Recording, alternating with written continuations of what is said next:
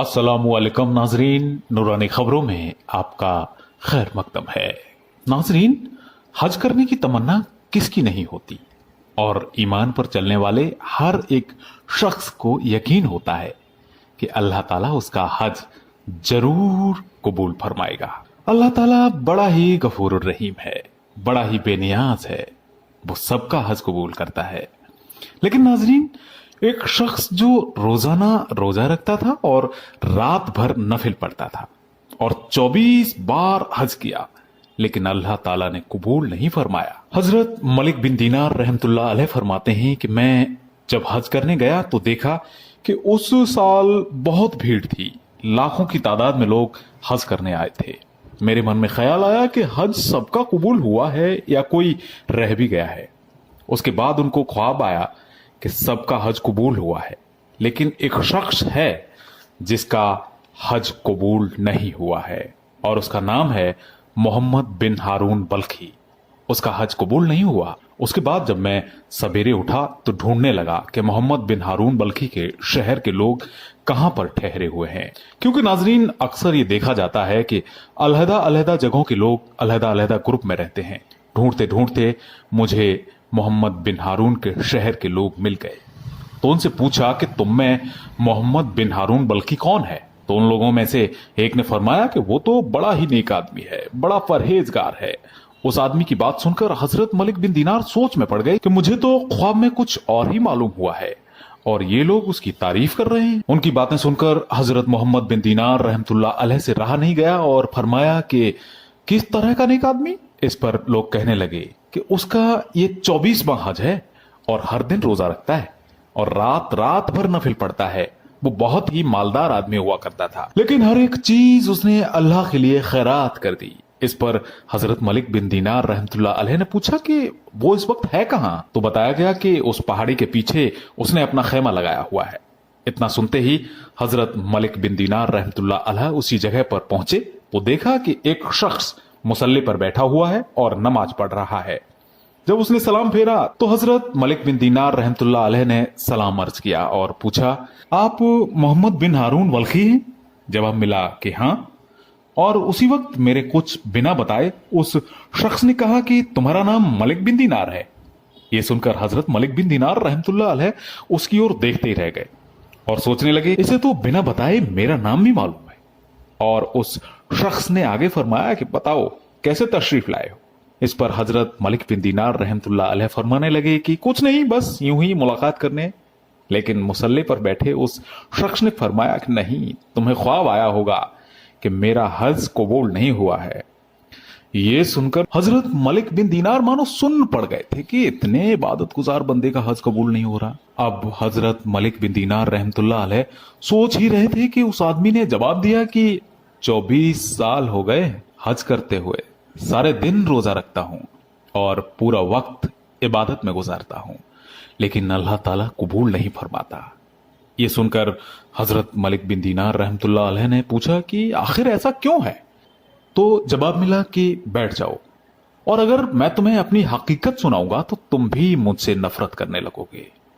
लेकिन हजरत मलिक बिन दीनार ने बार बार उसी बात पे जोर दिया और पूछने लगे। तो गौर से देखा कि मुसल्ले पर बैठे उस आदमी का एक हाथ भी कटा हुआ है।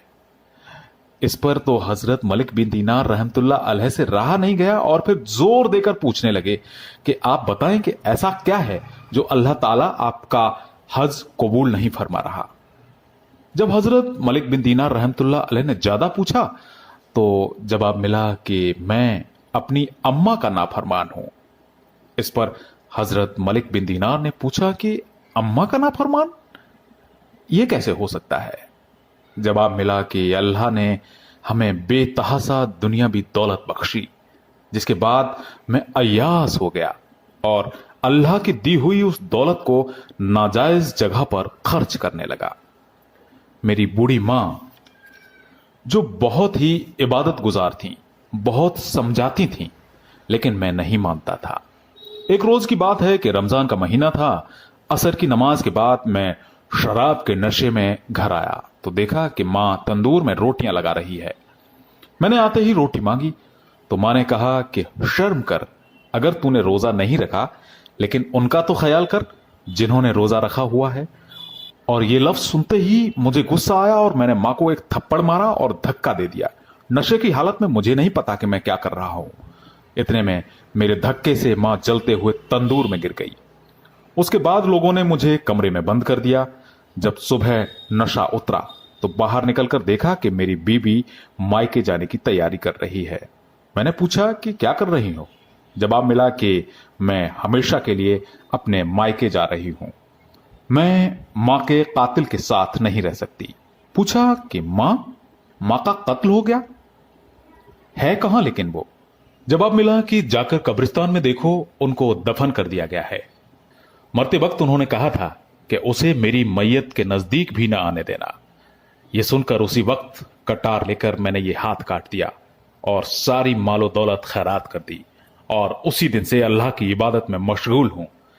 इतना सुनना था कि हजरत मलिक बिन दीनार रहमतुल्लाह अलैह ने भी उसे ये कहते हुए एक थप्पड़ जड़ दिया कि तू इसी काबिल है। उसके बाद जब हजरत मलिक बिन दीनार रहमतुल्लाह अलैह अपने घर आए तो ख्वाब में प्यारे नबी करीम हजरत मोहम्मद मुस्तफ़ा सल्लल्लाहु अलैहि वसल्लम की जियारत नसीब हुई और हुजूर पाक मोहम्मद मुस्तफ़ा सल्लल्लाहु अलैहि वसल्लम ने फरमाया कि तू उसे मायूस करके क्यों आया? इस पर मैंने कहा कि हुजूर, मां का इतना बड़ा कातिल, उसे कौन माफ करेगा? उसे कैसे माफ किया जा सकता है? इस पर हमारे प्यारे नबी करीम हजरत मोहम्मद मुस्तफ़ा सल्लल्लाहु अलैहि वसल्लम फरमाने लगे, उसे उसकी मां की वजह से ही माफी मिलेगी। फरमाया कि कयामत के दिन उसकी मां मुकदमा दायर करेगी और अल्लाह से कहेगी कि मेरे बेटे से पूछ मेरा जुर्म क्या था, मुझे क्यों जला के मारा। इसके बाद अल्लाह ताला का हुक्म होगा कि उठाओ उसके बेटे को और जहन्नम में ले जाओ। उसके बाद हमारे प्यारे हुजूर पाक हजरत मोहम्मद मुस्तफ़ा सल्लल्लाहु अलैहि वसल्लम फरमाते हैं कि जब जंजीरें डालकर उस शख्स को फरिश्ते दोजख की आग की ओर ले जा रहे होंगे तो पलटकर मां की तरफ देखेगा, एक कदम और आगे बढ़ाएगा तो फिर देखेगा और कहेगा कि अम्मा जी, ये मुझे जलाएंगे। अम्मा, हमेशा हर तकलीफ से तूने मुझे बचाया है, जिंदगी में तूने मुझे कभी तकलीफ नहीं होने दी। जब किसी तकलीफ में मैंने तुझे पुकारा तो तू दौड़ कर आती थी। अम्मा, अब ये मुझे मारने लगे हैं, बस अब दोजख की आग मेरे सामने ही है, ये मुझे इसमें डाल देंगे, बहुत तकलीफ होगी। अम्मा, मुझे बचा लो।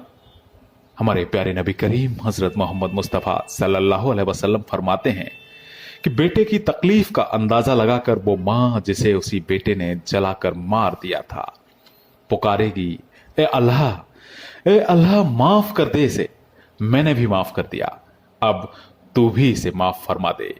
ए मेरे अल्लाह, अल्लाह पूछेगा कि इसने तो तुझे जलाकर मारा था, तू इसे कैसे माफ फरमा सकती है?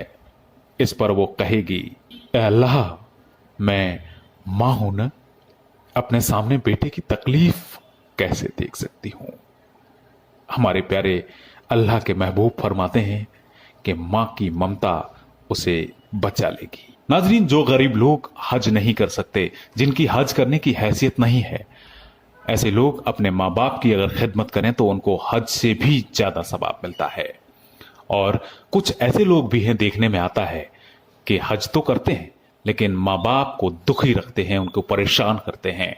अल्लाह ताला ऐसे लोगों का हज भी कबूल नहीं फरमाता। और नाजरीन, माँ की दरिया दिली के तो आपने तमाम बाकी सुने होंगे, इस बाकी से भी आपने अंदाजा लगाया होगा कि माँ कितनी दरिया दिल होती है। जिस शख्स ने माँ को मार डाला और जब कयामत के दिन अल्लाह ताला ने उसे सजा सुनाई तो बेटे के लिए इतनी तकलीफ देह सजा सुनकर माँ का जिगर हिल गया और अल्लाह ताला के आगे बेटे को माफी फरमाने की दुआ करने लगी। ऐसे होते हैं माँ बाप और ऐसी होती है माँ। इसलिए नाजरीन, हमारी आपसे दरख्वास्त है कि घर में माँ बाप की खिदमत को सबसे ज्यादा अहमियत दें, जिसका सवाब हज से भी ज्यादा मिलता है। नाजरीन, माँ तो माँ होती है।